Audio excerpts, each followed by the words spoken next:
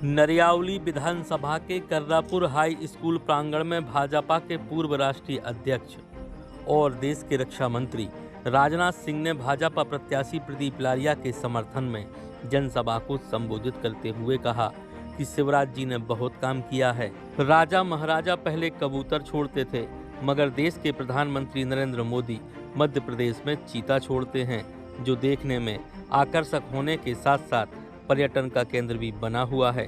उन्होंने कहा कि प्रदीप लारिया को जिताइए तो 4 महीने बाद हम फिर दोबारा आएंगे आपका अभिवादन करने के लिए। उन्होंने कहा कि भारतीय जनता पार्टी जनता के बीच रहती है, जबकि अन्य दल केवल चुनाव के समय दिखाई देते हैं। नहीं है, इसलिए मैं आप सबके प्रति आभार व्यक्त करता हूँ। मध्य प्रदेश सरकार के मंत्री श्री भूपेंद्र सिंह जी और आपके लोकप्रिय सांसद हमारे कई सुरक्षा के जवानों को अंधेरी रात में आकर बॉर्डर क्रॉस करके उनकी जान ले ली, वो शहीद हो गए। उसके बाद प्रधानमंत्री जी ने हम 2-3 लोगों को बुलाया और बुलाकर 10 मिनट के अंदर फैसला कर लिया। और उसके बाद आपने देखा हमारे भारत के सेना के जवान सीमा के इस पार ही नहीं बल्कि सीमा के उस पार जाकर आतंकवादियों का सफाया करने में पूरी तरह से कामयाब रहे।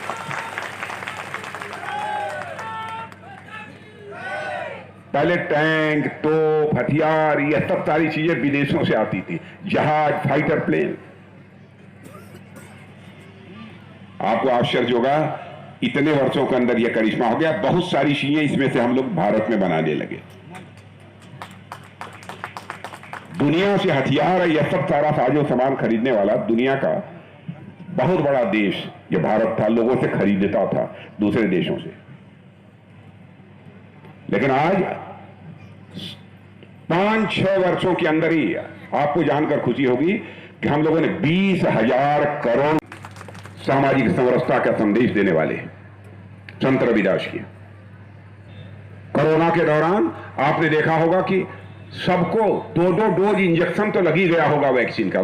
2-2 डोज लगा कि नहीं सबको?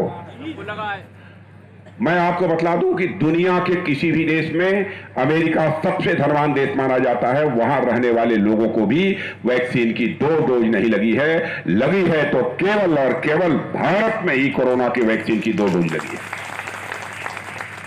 ऐसी चुस्त दुरुस्त सरकार कभी कोई सोच नहीं सकता। पहले जो नेता हुआ करते थे कबूतर छोड़ते थे, अब जानते हैं हमारा प्रधानमंत्री 56 इंच चौड़े सीने का प्रधानमंत्री। हमारा प्रधानमंत्री कबूतर ही नहीं छोड़ता, मध्य प्रदेश में आकर चीता छोड़ता है।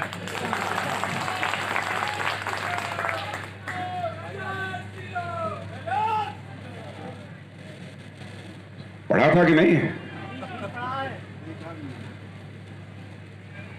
अब जो है यहां का जो मध्य प्रदेश का चीता प्रोजेक्ट है, आपको अंदाज नहीं होगा कि उससे लाभ क्या मध्य प्रदेश वालों को होने वाला है। दुनिया से लोग उस प्रोजेक्ट को देखने के लिए आएंगे, मेरे बहनों भाइयों, यहां के चीताओं को, यहां के शेरों को।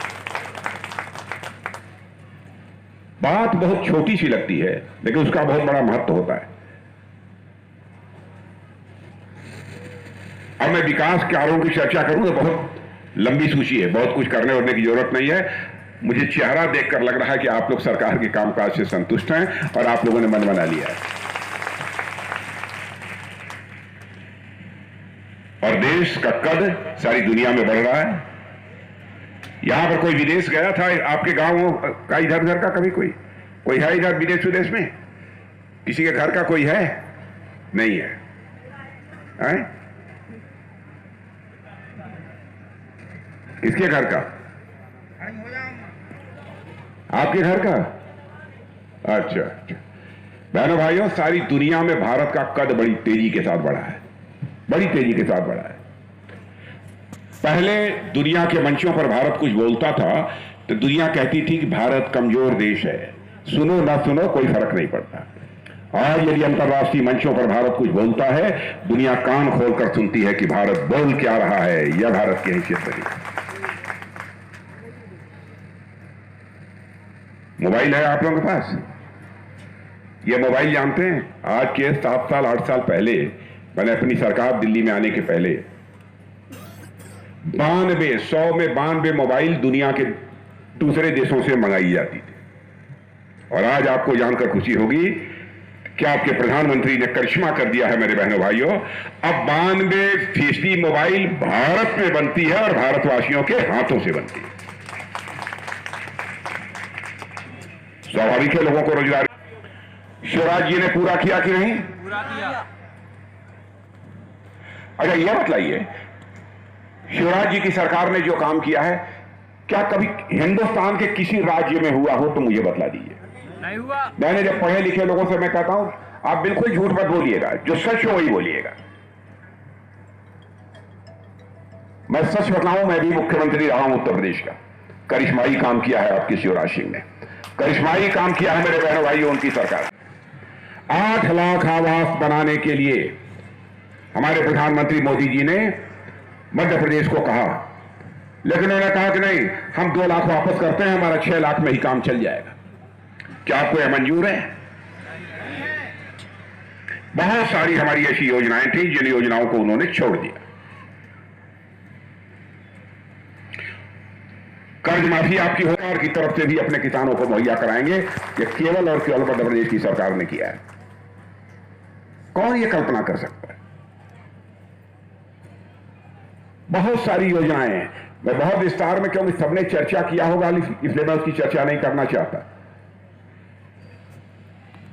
प्रधानमंत्री ने गरीब व्यक्ति पहले जेब में पैसा न होने के कारण इलाज के अभाव में दम तोड़ देता था, इलाज नहीं करा पाता था। हमारे प्रधानमंत्री ने आयुष्मान भारत योजना लागू कर दी और यह कहा 5 लाख रुपए तक का तुम्हारा मुफ्त इलाज होगा। और ये 5 लाख रुपए में भी यदि तुम्हारी बीमारी ठीक नहीं हुई तो 5 लाख का फिर तुम्हारा मुफ्त इलाज होगा। क्या कभी भारत के लोगों ने सोचा था? मेरे बहनों भाइयों, सारी दुनिया में कहीं पर भी इस प्रकार की योजना आपको देखने को नहीं मिलेगी। कई ऐसी चीजें हैं। अब देखिए, कोरोना का संकट आया।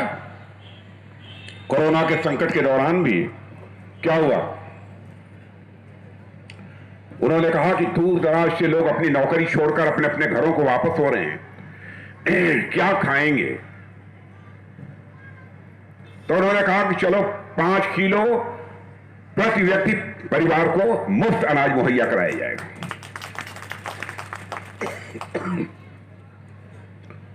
और 5 लाख रुपए 5 किलो अनाज मुहैया कराया जा रहा है।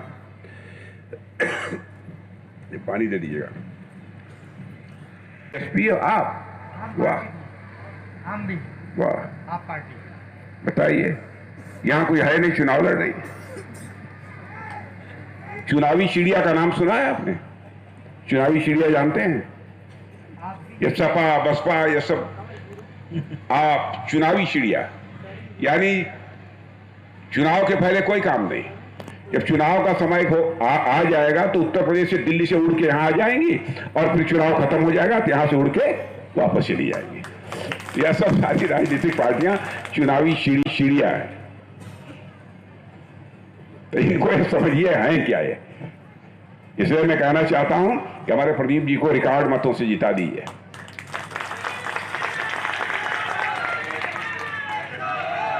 जिता देंगे पक्का?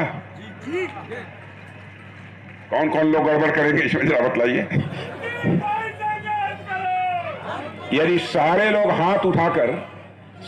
एक बार हाथ उठाकर एक साथ ताली बजा देंगे तो मैं मान लूंगा प्रदीप जी जीत गया।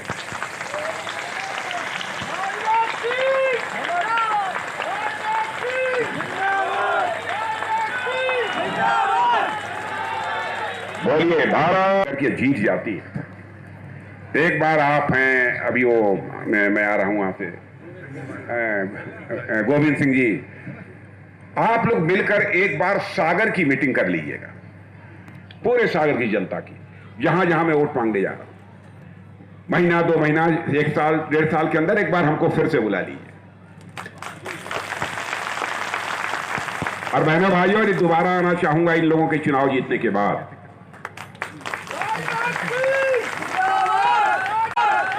तो मैं मैं फूलों की हार पहनने के लिए नहीं आना चाहूंगा, अपना स्वागत कराने के लिए नहीं आना चाहूंगा। एक बार शीश झुकाकर इस सागर की जनता के प्रति आभार व्यक्त करने के लिए यहां आना चाहूंगा, इसलिए मैंने उनसे निवेदन किया। तो चले न चले बाबा जी, चले क्यों बाबा चले? अरे कोई लाई हुई हो खाने वाने के लिए? नहीं। चलिए, आप सबको बहुत बहुत धन्यवाद। प्रदीप जी को जिताइए, यही आप सबसे मेरी अपील।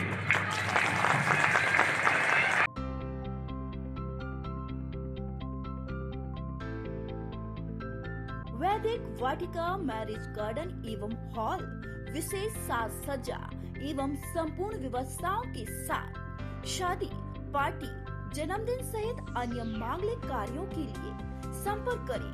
हमारा पता है वैदिक वाटिका बटालियन गैस गोदाम के नीचे, नरवानी रोड, मकरोनिया, सागर। संपर्क करें 9179293089 9302 912141।